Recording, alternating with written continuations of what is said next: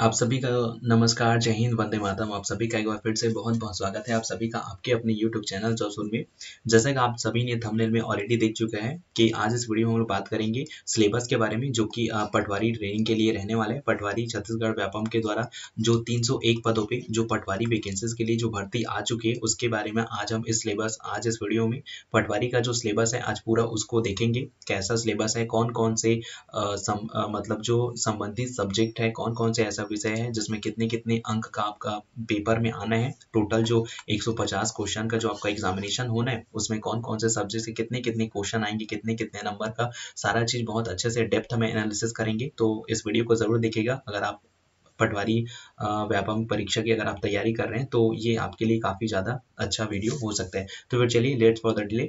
चूँकि जैसे आप सभी को पता होगा, ये पटवारी परीक्षा 2022 के एग्जामिनेशन के लिए सिलेबस है। और यहाँ पे क्वेश्चन देख सकते हैं, टोटल 150 क्वेश्चन आपको एग्जाम में बनेंगे और टोटल 150 अंक का आपका एग्जामिनेशन होने वाला है। और यहाँ पे एग्जाम में माइनस मार्किंग की बात करें तो 1/4 आपका माइनस मार्किंग होने वाला है। ओके, सो आगे बढ़ते हुए आपको दिखाता हूँ सारा चीज। और तो जैसे आपका पहला सब्जेक्ट हो जाता है आपका कंप्यूटर। ओके, तो यहाँ पे कंप्यूटर संबंधी सामान्य ज्ञान की अगर हम बात करें तो कंप्यूटर से आपको टोटल 20 क्वेश्चन देखने को मिलेंगे, जो कि 20 अंक का होने वाला है। 20 अंक का आपका क्वेश्चन होगा, मतलब 20 अंक का आपका कंप्यूटर से क्वेश्चन बनने वाला है। जिसमें देख सकते हैं पहला टॉपिक है कंप्यूटर का उपयोग, और कंप्यूटर का उपयोग कहाँ कहाँ एवं किस किस लिए किया जाता है, और इसकी सामान्य जानकारी। तो इससे आपको क्वेश्चन बनने वाले हैं। और उसके बाद आपका दूसरा टॉपिक यहाँ पर हो जाता है। दूसरा टॉपिक आप लोग पढ़ सकते हैं कंप्यूटर के प्रमुख भाग, जैसे सीपीयू, इनपुट डिवाइस हो गया, जैसे आउटपुट हो गया, आउटपुट डिवाइस की सामान्य जानकारी। इससे आपको क्वेश्चन देखने को मिल सकते हैं।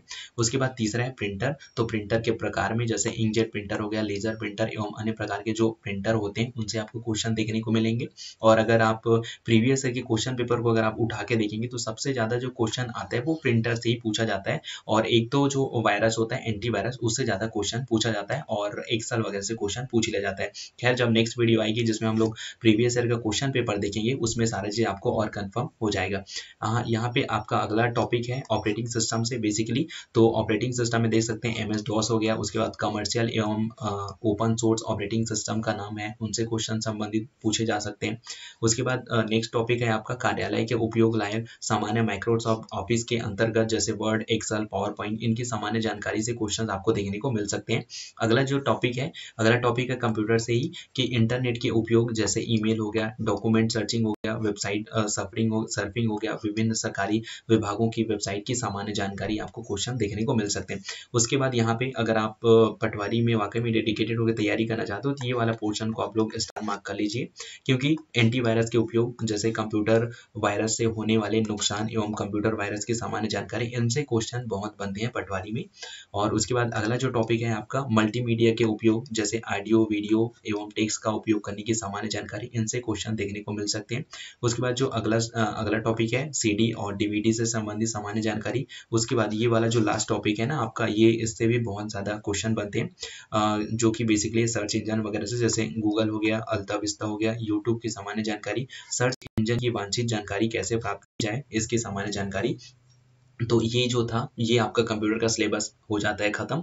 और उसके बाद अगला जो आपका जो दूसरा खंड आता है, जो दूसरा सेक्टर आता है आपका भाग का, है ना, सेकंड पार्ट आता है पार्ट B, जिसमें आपको हिंदी व्याकरण से संबंधित, जिसमें टोटल 10 अंक का आपको क्वेश्चन देखने को मिलेंगे। 10 प्रश्न आपको मिलने वाले हैं। यहाँ पे आप लोग सिलेबस देख सकते हैं। पहला हो जाता है स्वर, व्यंजन, वर्तनी। उसके बाद सेकंड आपका टॉपिक हो जाता है लिंग हो गया, वचन हो गया, काल हो गया। और थर्ड वाला टॉपिक आपका हो जाता है संज्ञा, सर्वनाम, विशेषण, क्रिया विशेषण और कारक। उसके बाद आपका नेक्स्ट टॉपिक हो जाता है समास, रचना एवं प्रकार। उसके बाद आपका जो नेक्स्ट टॉपिक हो जाता है संधि, जिसमें आपका स्वर संधि हो गया, व्यंजन हो गया, विसर्ग संधि। तो इनसे क्वेश्चन बन जाते हैं। उसके बाद आपका नेक्स्ट टॉपिक हो जाता है रस व अलंकार, दोहा, छंद, सोरठा। अगला टॉपिक हो जाएगा आपका हिंदी में ही व्याकरणिक अशुद्धियां हो गया, फिर उसके बाद शब्द रचना जैसे उपसर्ग एवं प्रत्यय, उसके बाद अगला हो जाता है शब्द प्रकार, तत्सम एवं तद्भव, देशज, विदेशी। ओके, उसके बाद अगला टॉपिक हो जाता है पर्यायवाची, विलोमार्थी, अनेकार्थी शब्द और अनेक शब्दों या वाक्यांश के लिए एक ही शब्द। और उसके बाद जो लास्ट टॉपिक हो जाता है आपका मुहावरे एवं लोकोक्तियां, से भी आपको क्वेश्चन वगैरह देखने को मिल सकते हैं। बेसिकली क्या है, इनसे एक तो एक क्वेश्चन तो बन ही जाता है मुहावरे एवं लोकोक्तियां से, और उसके बाद इस ये वाले टॉपिक से भी बन जाते हैं क्वेश्चन वगैरह। और अगला जो आपका टॉपिक हो जाता है, अगला टॉपिक है आपका इंग्लिश। ओके, यहाँ पे आप लोग पढ़ सकते हैं, जिसमें सेम है हिंदी और इंग्लिश के लिए क्वेश्चन का लेवल बिल्कुल सेम रहने वाला है ना। 10 क्वेश्चन मतलब 10 अंक का आपका यहाँ पे क्वेश्चन, 10 क्वेश्चन आपको देखने को मिलेंगे। जिसमें अगर हम बात करें यूनिट 1 में इंग्लिश ग्रामर में, तो यहाँ पे आप लोग देख सकते हैं इंग्लिश ग्रामर के लिए यहाँ पे आपका सिलेबस दिया गया है। नंबर हो गया, जेंडर हो गया, आर्टिकल्स हो गया, उसके बाद सेकंड आपका टॉपिक हो जाता है प्रोनाउन हो गया, एडजेक्टिव्स हो गया, वर्ब हो गया, एडवर्ब हो गया। उसके बाद जो नेक्स्ट टॉपिक हो गया आपका use of same important conjunction से आपको क्वेश्चन देखने को मिल सकते हैं। और उसके बाद जो आपका अगला टॉपिक है use of same important preposition. तो लगभग काफी ज्यादा सरल आता है, उतना भी ज्यादा टफ नहीं आता। और जो एसएससी या फिर बैंकिंग की तैयारी कर रहे होंगे उनके लिए तो इंग्लिश काफी ज्यादा इजी हो जाएगा। यूनिट 2 में आप लोग देख सकते हैं ट्रांसफॉर्मेशन ऑफ सेंटेंसेस, इससे क्वेश्चन बनते हैं। एक्टिव वाइज, पैसिव वाइज हो गया, उसके बाद डायरेक्ट इनडायरेक्ट नरेशन आपसे पूछा जा सकता है।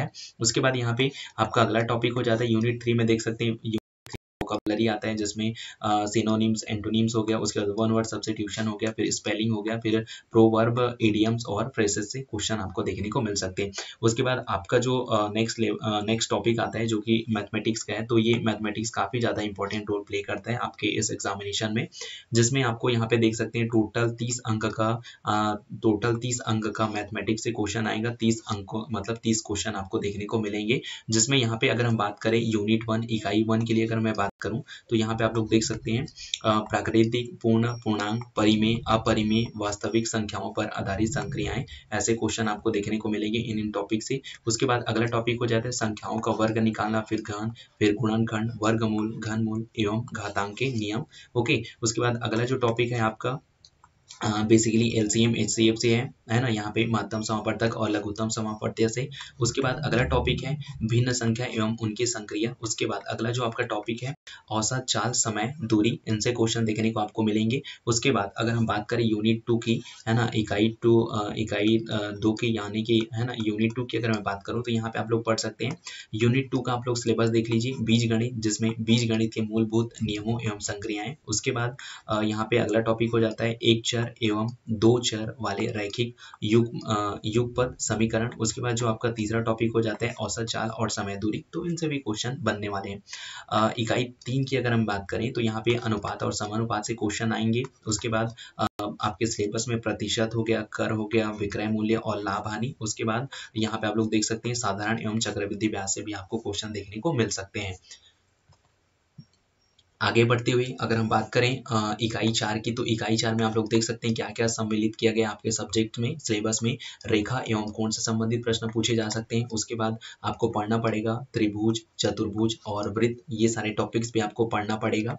और उसके बाद अगला और गणित का सबसे लास्ट टॉपिक हो जाता है गोला, बेलन, शंकु, घन और घनाभ। तो ये आपके मैथ के सिलेबस हो गए, जिसमें टोटल 30 क्वेश्चन 30 अंकों के लिए आपको देखने को मिलने वाले हैं। ओके, आगे बढ़ते हैं वीडियो में। और अगर आपको पसंद आ रही होगी तो प्लीज चैनल को सब्सक्राइब जरूर कर लीजिएगा। अब यहाँ पे अगर हम बात करें पार्ट सी की, भाग ग की, तो ये बेसिकली आता है आपका रीजनिंग से। तो रीजनिंग में आपके 15 क्वेश्चन आने वाले हैं 15 प्रश्न के लिए। ओके, 15 नंबर का आपका एग्जामिनेशन हो जाएगा, जो आपका सामान्य मानसिक योग्यता परीक्षा यानी कि रीजनिंग का है ना। तो रीजनिंग से आपको 15 नंबर के क्वेश्चन आपको देखने को मिल सकते हैं। अगर हम बात करें यहाँ पे आपको क्या क्या पूछे जाएंगे, तो यहाँ पे आप लोग पढ़ सकते हैं इस भाग से आपको निम्नांकित से संबंधित प्रश्न पूछे जाएंगे, जैसे तर्क करना, लॉजिक लगाना, संबंध देखना, रिलेशन हो गया, एनोलॉजी हो गया, आंकिक योग्यता आदि। ओके, इसके बाद और क्या है कि इन कारणों का परीक्षण करने के लिए सामान्यतः इस प्रकार के प्रश्न पूछे जाते हैं, जैसे विषमता को पहचानना, आंकिक श्रेणी देखना, अक्षर श्रेणी देखना, अक्षर अंक हो गया, उसके बाद चित्रों द्वारा संबंध देखना, है ना। उसके बाद क्या होता है आपका सांकेतिक भाषा हो गया, जो कोडिंग डिकोडिंग होता है। उसके बाद क्या हो जाता है आपका जो छुपे हुए चित्र होते हैं, फिर आपका स्क्वायर होता है, फिर जो आपका अंक होता है, फिर गणितीय संक्रियाएं होती हैं, फिर चित्रों का मिलान करना, विभिन्न प्रकार की जो पैटर्न होते हैं उनसे संबंधित आपको क्वेश्चन देखने को मिल सकते हैं। अगर इसी में हम लोग बात करें पार्ट बी की, है ना, तो पार्ट बी की अगर हम बात करें सामान्य ज्ञान की, तो यहाँ पे सामान्य ज्ञान में देख सकते हैं आप लोग, इसमें से सबसे ज्यादा क्वेश्चन बनते हैं 35 क्वेश्चन आते हैं 35 अंक के लिए, जिसमें आपको क्या क्या टॉपिक पढ़ना पड़ेगा। सबसे पहला हो गया भारतीय राजनीतिक व्यवस्था एवं संविधान को, जिसमें संवैधानिक प्रावधान हो गया, मौलिक कर्तव्य हो गया एवं अधिकार, उसके बाद सूचना का अधिकार हो गया, फिर सांस्कृतिक हो गया, फिर राष्ट्रीय प्रतीक हो गया, राष्ट्रीय व्यक्तित्व और लोकतंत्र एवं चुनाव, लोकतंत्र, लोकसभा, राज्यसभा। तो ये बेसिकली आपको पॉलिटिकल में इतना चीज पढ़ना पड़ेगा। और यहाँ पे अगर हम बात करते हैं इंपॉर्टेंट मूवमेंट्स वगैरह होते हैं, जैसे इंडियन हिस्ट्री की अगर हम बात करें, भारतीय इतिहास एवं राष्ट्रीय आंदोलन की, तो इसमें आपको क्या क्या पढ़ना पड़ेगा यहाँ पे आप लोग देख लीजिए।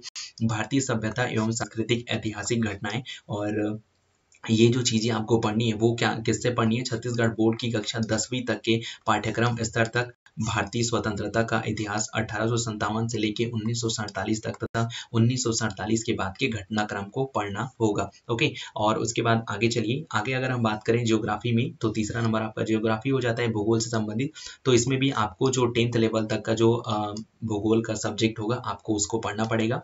अब यहाँ पे अगर हम बात करें भारतीय अर्थव्यवस्था की, इंडियन इकोनॉमी में, तो यहाँ पे आपको क्या क्या पढ़ना पड़ेगा वो भी आप लोग देख लीजिए। सामाजिक एवं आर्थिक विकास, जनसंख्या परिप्रेक्ष्य, उसके बाद सकल राष्ट्रीय उत्पादन और प्रति व्यक्ति आय, फिर पंचवर्षीय योजनाएं हो गया, कृषि हो गया, ग्रामीण विकास हो गया और औद्योगिक विकास हो गया, भारतीय अर्थव्यवस्था हो गया, उसके बाद बैंक प्रणाली हो गया, वर्तमान आर्थिक घटनाक्रम और इस साल का बजट वगैरह भी आप लोग पढ़ लीजिएगा। और जो 2021 वाला बजट सत्र था उसको भी आप लोग अच्छे से एनालिसिस कर लेंगे। और छत्तीसगढ़ बोर्ड के द्वारा जो कक्षा 10वीं तक के पाठ्यक्रम का स्तर होते हैं आप उसको भी एनालिसिस जरूर कर लीजिएगा। उसके बाद यहाँ पे अगर हम बात करें, पांचवा जो आपका होता है सामान्य विज्ञान का होता है, जिसमें जनरल साइंस में अगर हम बात करें तो इसमें भी आपको सिंपली जो 10वीं तक का जो सब्जेक्ट है ना, छत्तीसगढ़ बोर्ड द्वारा जो प्रोवाइड किया जाता है, क्लास 10th तक का जो साइंस सब्जेक्ट है आप उसको पढ़ सकते हैं। अगला अगला सब्जेक्ट हो जाता है आपका, अगला टॉपिक है सामयिक घटना यानी कि करंट अफेयर से, जिसमें खेल कूद और देश विदेश से, जिसमें आपको टोटल 15 क्वेश्चन 15 अंक के लिए 15 क्वेश्चन आपको देखने को मिलेंगे, जिसमें आपको राष्ट्रीय स्तर पर, अंतर्राष्ट्रीय एवं छत्तीसगढ़ से संबंधित सामान्य जानकारी, घटनाएं, खेल, साहित्य इत्यादि से क्वेश्चन आपको देखने को मिल सकते हैं। अगला चीज है, अगला आपका टॉपिक हो जाता है, लास्ट टॉपिक है छत्तीसगढ़ की सामान्य जानकारी, जिससे आपको 15 क्वेश्चन देखने को मिलेंगे 15 अंकों के लिए। ओके, जिसमें क्या क्या पूछा जाएगा छत्तीसगढ़ से आप लोग देख सकते हैं। छत्तीसगढ़ का इतिहास हो गया, भूगोल हो गया, राजनीतिक व्यवस्था हो गया, अर्थव्यवस्था हो गया, शासकीय योजनाएं हो गया और पुरस्कार सम्मान, उसके बाद परंपराएं, लोक संगीत, महत्वपूर्ण व्यक्ति, और उसके बाद छत्तीसगढ़ से संबंधित अन्य विषय जैसे खनिज संपदा हो गया, वन संपदा हो गया, जनसंख्या क्या है। तो वेरियस टॉपिक्स हो जाते हैं जिनसे क्वेश्चन बनते हैं। तो उम्मीद करता हूँ जो सिलेबस है वो आई होप आप सबके दिमाग में, आप सभी को क्लियर हो गया होगा। बाकी फिर भी आपको सिलेबस के अकॉर्डिंग कोई चीज़ समझ नहीं आती, किसी चीज़ को लेके आपके मन में डाउट होता है, तो मेरे साथ साझा जरूर कर लीजिएगा, मैं उसका आपको रिप्लाई जरूर करूंगा। तो फिर उम्मीद है आप लोग, अगर आप पटवारी की परीक्षा की तैयारी करने वाले होंगे तो ये काफ़ी ज़्यादा आपके लिए हेल्पफुल रही होगी। बाकी और कोई चीज़ समझ नहीं आता तो कमेंट सेक्शन में कमेंट करके ज़रूर बताइएगा। तो फिर चलिए मिलते हैं नेक्स्ट वीडियो में, तब तक सबको बाय बाय और ग्रेट डे, जय हिंद, वंदे मातरम।